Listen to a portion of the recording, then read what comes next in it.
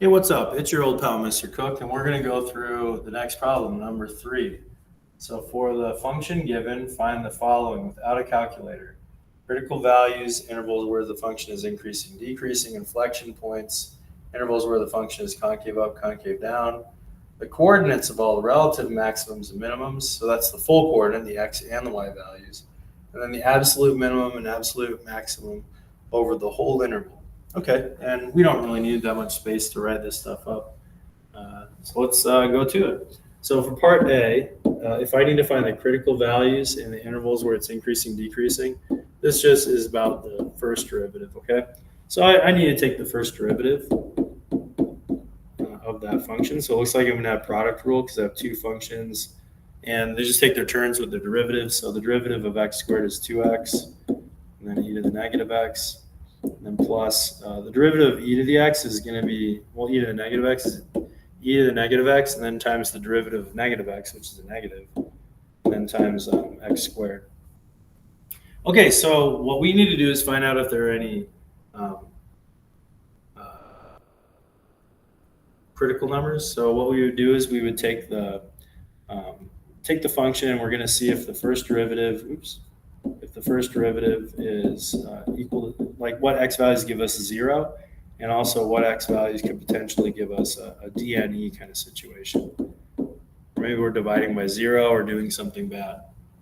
Okay, so let's rearrange this a little bit just so we can work with it. I'd probably rewrite this a bit. I noticed that both of these have an e to the negative x in it, so I'd factor that out and then see what I've got from there. So if I take the e to the negative x out, I've got 2x minus x squared. And then e to the negative x, I can rewrite that in my expression, so it looks like this. The 2x minus x squared in the numerator, and then this negative exponent here allows me to drop this down into the denominator. So I make a fraction, and then I turn that into an e to the positive x, like that. All right, so this is the derivative that I'd probably choose to use, for my calculations and stuff. So I'll just rewrite it over here, 2x minus x squared over e to the x. And I might even mess around with it a little bit more because I noticed that 2x and x squared both have an x in common. So I might even take an x out of there. So I'd make it x and then 2 minus x, like that.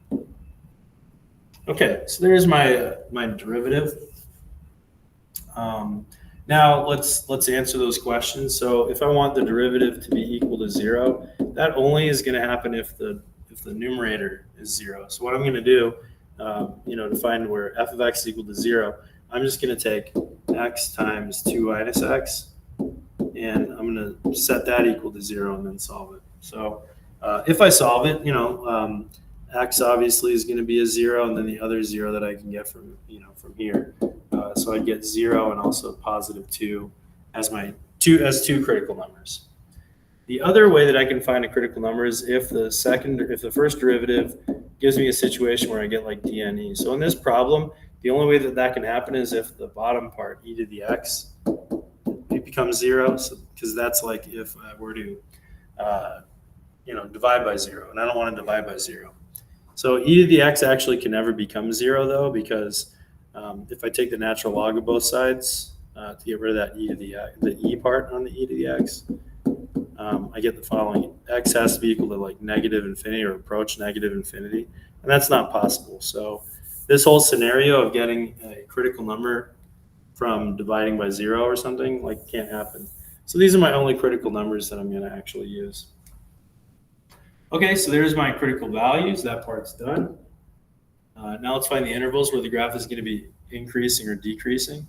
So that's when I set up a number line, and I use my critical numbers, 0 and 2. So this is going to break it up into 3 intervals. So I go from negative infinity all the way up to 0, from 0 to 2, and then from 2 all the way up to positive infinity. So those are my intervals. I'm going to see if they increase or decrease, and the way that I'm going to do that is by using the first derivative, and I'm just going to plug in a number in the interval and see what happens with it, okay? So I would take the derivative and I'd plug in a number in this interval here from negative infinity to 0, maybe -1, for example. And I just want to see what happens to this, how it compares to 0. Is it a positive number? Is it a negative number? What happens? So if I plug it into my first derivative, here's what I get. So when I plug it in for x, that's going to be -1. And then I've got 2 minus -1, and then over e to the -1. Well, I don't really care what this actual number is. I only care about what its sign is. So from this, I get a negative number. And then if I do this, 2 plus 1, that's going to be a +3, so that's a positive. And then e to the negative first is a positive number as well. So a negative times a positive divided by a positive is going to be a negative overall. And that means that this derivative is less than 0, and therefore the interval is going to be decreasing. So that's how I like to go through these, just test out a point. If you've got the time, you can try to plug it in and figure out what the actual number is. But you don't really need to. You only need to check to see whether it's positive or negative number. Okay, then from 0 to 2, I would probably plug in 1. So let's see what happens if I plug in 1 to my derivative. So that would give me 1 times 2 minus 1 over e to the first power. So that'd be a positive times a positive over a positive, which is positive overall. So that's going to be increasing for that interval because the first derivative at 1 is greater than 0, or increasing. Okay, and then one more point. Let's try 3. So if I used 3, then here's what I would get. So f prime of 3 is equal to 3 times 2 minus 3 all over e to the 3. So that's going to be a positive number times a negative number, because 2 minus 3 is -1, over e to the third, which is some stupid positive number. So positive times a negative divided by a positive is negative. So that means that this derivative is less than 0, and that means that the interval is decreasing. Okay, so to wrap up the part A stuff, here's what I would do. So let me get rid of all this stuff here. I do need my derivative in a second, so I'll just write up the intervals. So we've got increasing interval from, well, just one of them, 0 to 2, then decreasing interval from -infinity to 0, and then another interval from 2 to infinity. So that would be my intervals where the graph is going to be decreasing and increasing. And that completes part A of the problem. Okay, critical values, intervals where it's increasing and decreasing. Now let's go to the next one. It says find the inflection values, and then also intervals where the graph is concave up, concave down. So for part B, when I talk about concavity and inflection points, that's when I need to find the second derivative. So I need to find the second derivative of this function. And the easiest way that I can do that is by using the quotient rule, because I've got a quotient. And on top of that, I'm going to rewrite the top part so it looks like how it originally was. 2x minus x squared. The reason why I'm going to do that is because that's a lot easier to take the derivative of that previous expression. Because if I use this expression, I might want to use like product rule, but I can just do it really quickly with power rule for both of those. Anyways, so since it's a quotient, I got to use quotient rule, which goes like this: low d high, so the low function, and then the derivative of the top function, so that's going to be 2 minus 2x, minus high d low, so that's going to be 2x minus x squared, times the derivative of the bottom part, which is e to the x, all over the bottom part squared, so e to the power of x squared. I noticed some stuff that I can simplify like right off the bat. You notice that like everything has an e to the x in it. So I guess explicitly, here's what I would do. I have one term here and one term here, and I can factor out an e to the x from both of those, because I have an e to the x here and an e to the x here. So that's what I do, e to the x, and then here's what I have left over. I have a 2 minus 2x minus a 2x minus x squared, and then I've got an e to the x squared at the bottom. So what I can do is I can like divide out one of the e to the x's, and that makes my expression a lot easier. So let me rewrite it now. Here's how it looks now after I do that little simplification. In the numerator, I've got 2 minus 2x minus 2x minus x squared. And then in the denominator, now I just have 1 e to the x, and that's it. And I can simplify this a little bit further. Like maybe I'll distribute this negative in here. So here's what I would get. And I'd probably get rid of the parentheses here as well. So I'd get 2 minus 2x, and then if I distribute the negative, I get another negative 2x, and then a positive x squared. And then that's all over e to the power of x.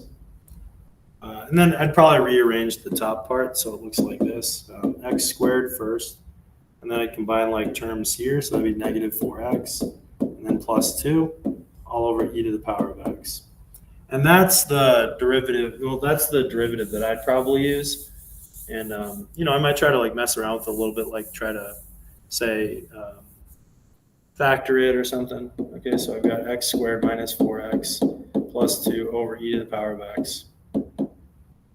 All right, so I've got to find inflection points, and inflection points are going to happen when I've got like a second derivative that's equal to 0 or a dne kind of situation. So let's start with the second derivative equals 0. The only way that that's going to happen is if the numerator becomes 0. So I'm going to take x squared minus 4x plus 2, and I'm going to set it equal to 0, see if I can solve it. Unfortunately, this thing doesn't factor because I can't think of any numbers that multiply together to be 2 and add together to be negative 4. So I'd probably try the quadratic formula. So the quadratic formula would look something like this. So it'd be negative of b, so that'd be 4, plus or minus the square root of b squared minus 4 times a times c, all over 2a, so over 2. Okay, so that means that I get 4 plus or minus, and then that'd be the square root of 16 minus 8 over 2. So that would give me two numbers, 4 plus or minus, or plus the square root of 8 over 2, and then 4 minus the square root of 8 over 2. All right, so that's where I'd have like my, my critical numbers and or my potential inflection points. All right, so I got my second derivative. Now let's put together our interval, and we'll see where we've got inflection points and stuff. So the numbers that I've got are 4 minus the square root of 8 over 2, and then also 4 plus the square root of 8 over 2. I think both of these are going to be positive. Here's how you can tell that without using a calculator. 4 is the square root of 16, and then square root of 8 is that. So like 16 minus 8, like this is obviously a bigger number than this one. So that means that, I'm going to get a positive number. And 4 plus the square root of 8 obviously is a positive plus a positive, which would be a positive number. So I know that 4 would be in the middle of those. So here are my intervals. I've got negative infinity to, that number 4 minus the square root of 8 over 2. And then I've got this interval in between, which is 4 minus the square root of 8 over 2 to 4 plus the square root of 8 over 2. And then I've got 4 plus the square root of 8 over 2, all the way until positive infinity. All right, so now let's pick some points to plug in. Since this is a positive number and negative infinity, I know 0 is in between that. So I'll use 0 as a test point, 4 as a test point, and then as the other one, so that's more than 4, but I'm going to pick like a bigger number, like maybe 6 or something like that. And I bet that'll probably be, would it be too much? I don't know. Oh, wait, oops, I'm sorry. This is 4 minus square root of 8, so it'd be like 4 over 2. That would be in between those two. So 2 would be a number that's in between them. I'm kind of guessing a little bit here. And then I think that 6 still would be like much bigger than 4 square root of 8 over 2. So if I plug these numbers into the second derivative, let's see what happens. If I plug in 0, I get 0 minus 0 plus 2 over e to the 0, which is 1. So that's a positive number over a positive number. So that means that this interval is going to be concave up. And then 2, if I plug 2 in, I get, 2 squared is 4, minus 4 times 2 is 8, plus 2, all over e to the second power. So that's going to be, let's see here, negative 8 plus 6 is negative 2, so a negative number, then e squared is a positive number. A negative over a positive is a negative, so that'd be concave down.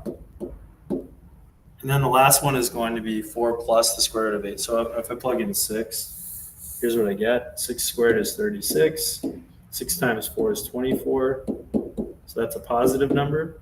And then e to the 6th power is also going to be positive. So that means that this last interval is concave down. Okay, so that was a lot of work. Got it done. Okay, so there's our intervals where it's concave up, concave down. You can label it from there. Part C says find the coordinates of all relative maximums and minimums, so relative extrema. If we just like make our number line out of this stuff again, I'm going to erase this real quick. Oh, darn it. Wait, we didn't talk about inflection points, did we? Sorry about that. But yeah, these values that we had here, right, where we had from concave up to concave down, obviously these x values where we change concavity, those are going to be your inflection points. So I apologize for that. But the inflection points are going to happen where x is equal to, both of those numbers, 4 plus or minus the square root of 8 over 2. Okay, sorry. And now we'll do C. So C is going to be where we have relative maximums, relative minimums. All right, so I'm going to erase all this stuff because I really don't need this for the last two. All I need is like my little number line here. I can answer these pretty quickly. So the intervals go from negative infinity to 0. So 0 is one of my critical numbers. And then another critical number was 2. So I have this interval from 0 to 2. And then from 2 to infinity is the other one. Okay, and then I said that the intervals of increase, it's going to be 0 to 2. And the other ones are intervals where it's going to be decreasing. Okay, so if the graph is decreasing, going down and to the right, and then increasing, at x equals 0, that's going to be a minimum. And then if it goes from increasing to decreasing, that means that at x equals 2, that's going to be a local maximum. So those are the only ones that I'm going to have because these are the only extreme or only critical numbers. So if I'm looking for the coordinates where there's a maximum and minimum, the maximum is going to occur, and let's write relative maximum to be more clear. Relative maximum at the following coordinates. So where x is equal to 2. So I'm going to plug 2 in to the original function in a second to find that y value. And then I need to also get a relative min. And that's going to happen when x is equal to 0. So I'll see what that is in a second as well. Okay, so let's get rid of these real quick. Move this so I have a little bit more space to write. Okay, so let's see, relative maximum. So when x is equal to 2, if I plug into this function over here, I get x, so 2 to the second power, and then e to the negative 2. So that's going to be 4 over e squared. And then let's see, the other one, if I plug in 0, I get 0 squared times whatever, e to the 0. That's just going to be 0. So that's 0, and then this number is 4 over e squared. Okay, so those are my exact relative maximum and relative minimum. Now I got to see if I've got absolute maximum and minimum. So the only thing that I need to do different is just include this interval values, those x values. So one x value is 0, which I've already taken care of, but the other one is 3. So the last thing that I need to do to compare this is just see what happens when I plug in 3. So if I plug in 3 to my original function, here's what I get. I get 3 squared and then times e to the negative third power. So that's going to be 9 over e to the third. So 9 over e to the third. And then we've got to see which one's the biggest number, which one's the smallest number. Obviously, the smallest y value is going to be like this one. So this one's going to be the absolute minimum. I just found it. And then for the absolute maximum, I've got to compare these two graphs. But if you see like this right here, you know that the graph is going to be decreasing overall.